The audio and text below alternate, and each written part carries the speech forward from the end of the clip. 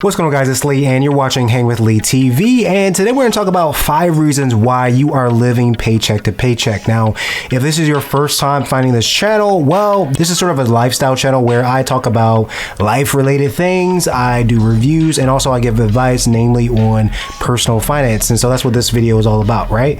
So I wanted to basically go over 5 reasons why you're living paycheck to paycheck in no particular order. So let's get started. So the first reason is that you fail to plan, which basically means that you've planned to fail, right? So what do I mean? Well, one of the things that I mean by that is that, you don't plan for, irregular expenses. You don't plan for large expenses. You don't plan for, moving or something that just might pop up out of the blue, right? That is a reason why you could be possibly living paycheck to paycheck, because this happens to you over and over and over again, and you feel like you can never catch up. You feel like you can never quite get your footing. Basically, what you can do to combat this is to create an emergency fund. This emergency fund is basically there for things that just pop up. They're an emergency. There are things that you just can't plan for. There are things that you can't plan for at all. It's just going to happen and you have to be prepared for it, right? Another thing you can do is put money aside into an account for, again, irregular expenses. So if you have, let's say, an older car, or if you know that at some point pretty soon you're going to need new tires, you're going to need new brakes, maybe your transmission has been acting a little funny, what you need to do is set aside some money just so that when something happens on your vehicle, when you're ready to actually buy those new tires, you need those new brakes, well, now you have the money that is there because you've planned ahead for it, and you can pay for it, and you're not going to feel like you're taking a big, huge financial hit. So that is another great way to make sure that you're not living paycheck to paycheck, because you're just planning for those things that are going to definitely happen. Now, reason number 2 is that you're trying to keep up with your friends. They also call this keeping up with the Joneses, right? And so basically what this means is that maybe you have some friends that like to go on vacation a lot, right? They like to go on trips pretty often. They like to go out to eat. They like to buy the latest fashion. They buy the newest shoes. They have a, luxury vehicle. Like, things look really great, and you feel like, damn, like, I wish that I, had these things. I wish I could live this life. I wish I could go to these nice restaurants like my friends are doing, right? And so you feel like, man, like, if they can have that fun, why can't I, right? And so maybe you go on these vacations with them. Maybe you go out to dinner with these friends. Maybe you buy, some really cool clothes so that you can feel like you also are enjoying life, like you also have made it, like you also are fly, you know what I mean? Like, that is something that maybe you find yourself doing. And if you do find yourself doing that, then you need to take a step back and say, oh, you know what? I need to be a little bit more responsible with my money. And one of the ways around this is to basically communicate, right? Communicate with your friends. Like, hey, look, I think I'm gonna have to buy some new tires soon.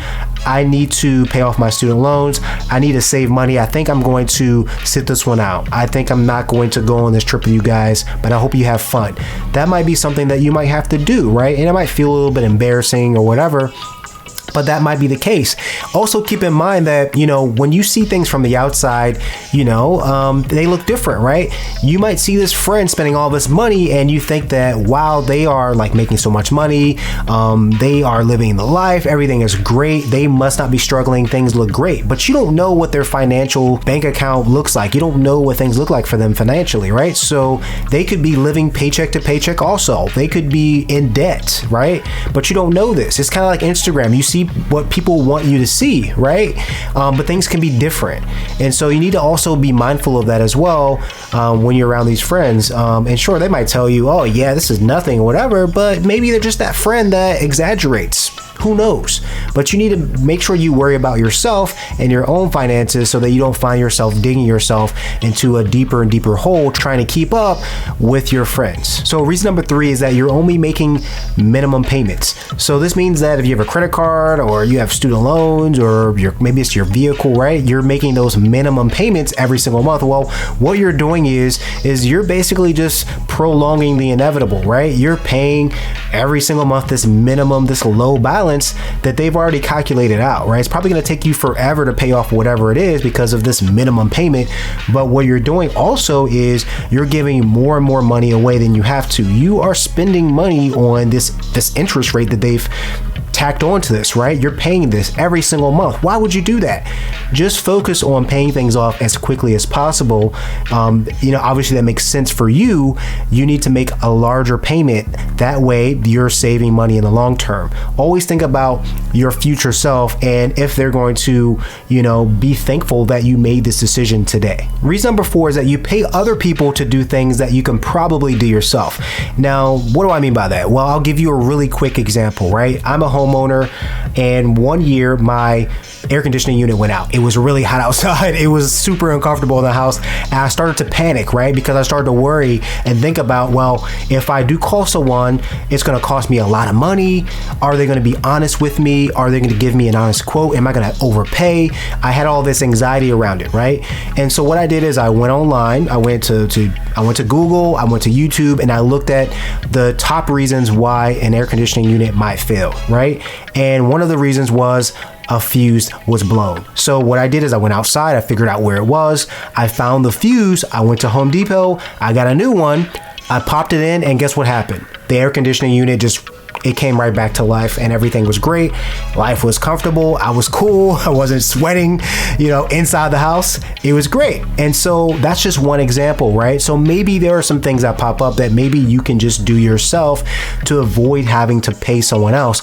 You're saving that extra money for your savings account, for those future expenses that you have coming up, or maybe some investments or some planned purchase that you have. So that's something else that you need to be mindful of as well. If you're somebody who, when something happens, the first thing you do is you pick the phone up and call somebody to come and do it, well, maybe you need to rethink whatever that is, because maybe it's something that you can do yourself. I don't mean trying to do something that is going to be extremely difficult and crazy hard for you to do, but I mean within reason, right?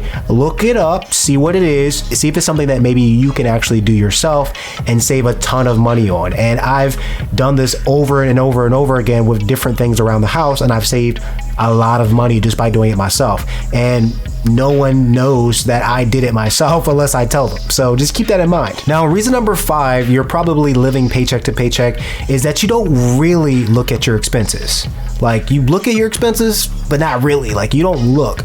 So what I mean by this is that you don't look at your bank account. You don't look at your bank statement. You don't log into your app and say, oh, this is what I've been spending money on. So one of the reasons why you could be living paycheck to paycheck is simply because you don't look at your account. I recommend that you look at your bank account at least once per month. That way you can see where you're spending your money. You could find out or discover that you're paying for a subscription service that you don't even use anymore. It could be some other service that you're not using at all. Why pay for that when you're not getting the benefit, right?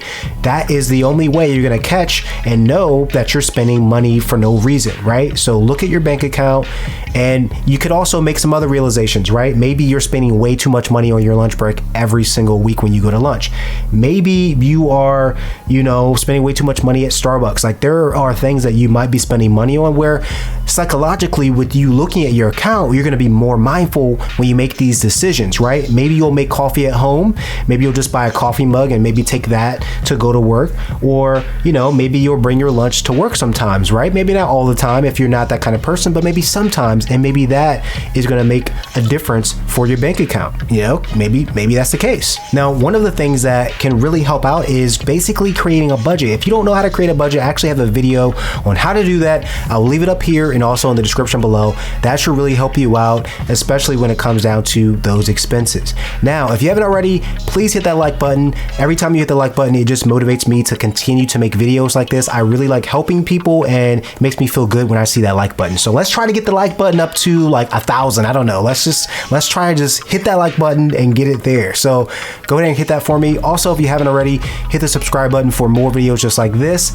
I try to do them every Wednesday. Also, hit the notification bell as well so that you're notified when I do make these videos. Thanks again for watching. I hope this was helpful. If you have any comments, go ahead and leave those in the comments below, and I'll see you next time.